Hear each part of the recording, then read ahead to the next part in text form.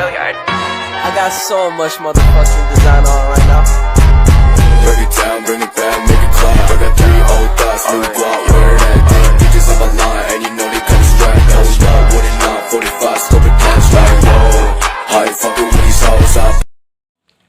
Assalamualaikum warahmatullahi wabarakatuh. Perkenalkan, nama saya Ardi Betara Santoso dari kelas 6A IPS.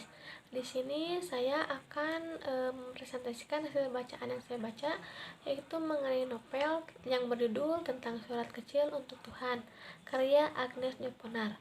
Novel ini menceritakan atau mengisahkan tentang perjuangan seorang gadis yang melawan kanker ganas. Gadis tersebut bernama Gita Sesa Wanda Cantika yang akrab disapa dengan Keke. Keke divonis terkena kanker ganas dan hidupnya tinggal 5 hari lagi. Kanker tersebut menyerang bagian wajah Keke sehingga ia nampak seperti monster. Namun, Keke tetap berjuang untuk tetap hidup dan mendapatkan pendidikan layaknya gadis lain seumurannya.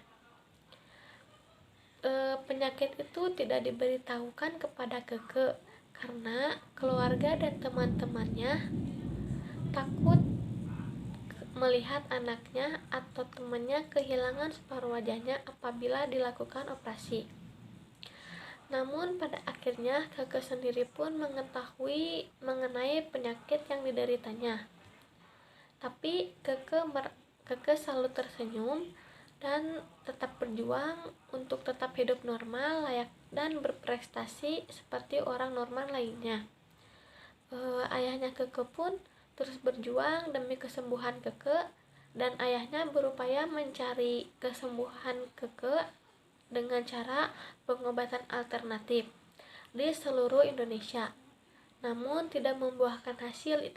Akhirnya menggunakan cara medis dan dokter yang menyarankan untuk melakukan kemoterapi. Keke mendapatkan keajaiban dari Tuhan sehingga ia bisa hidup lebih lama dan menghabiskan waktunya bersama teman dan keluarganya.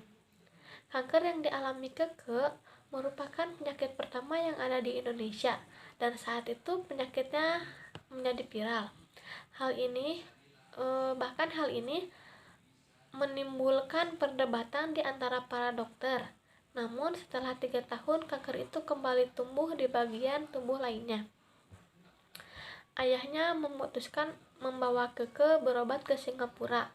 Dokter di sana pun sama seperti dokter yang ada di Indonesia, yaitu menyarankannya untuk melakukan operasi. Namun akhirnya mereka kembali ke Indonesia dan keadaan Keke justru semakin parah. Hal ini dikarenakan kanker yang ada pada Keke mulai menyebar ke bagian organ tubuh lainnya, yaitu seperti paru-paru dan jantung. Meskipun tangan dan kakinya sudah tidak bisa bergerak, namun Keke tetap semangat belajar. Dalam kondisi Keke semakin parah sehingga ia mengalami koma dan dirawat di Rumah Sakit Cipto Mangunkusumo.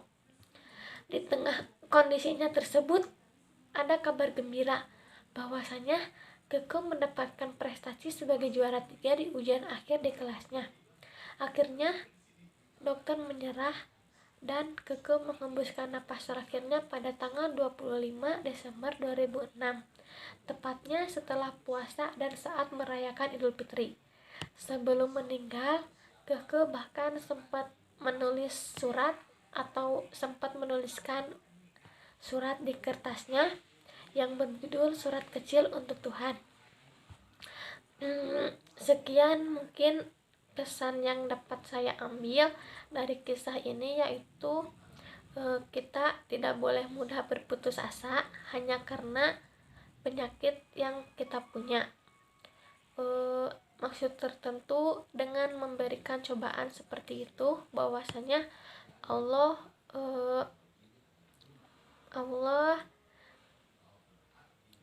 punya cara lain untuk umatnya. Kemudian dalam cerita ini tuh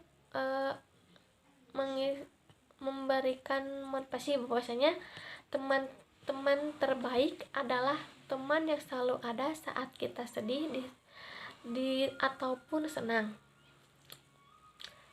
Sekian yang dapat saya sampaikan. Mohon maaf apabila ada kesalahan dalam penyampaian. Wassalamualaikum warahmatullahi wabarakatuh. Break it down, bring it back, make it clap. I got 3 old thoughts, new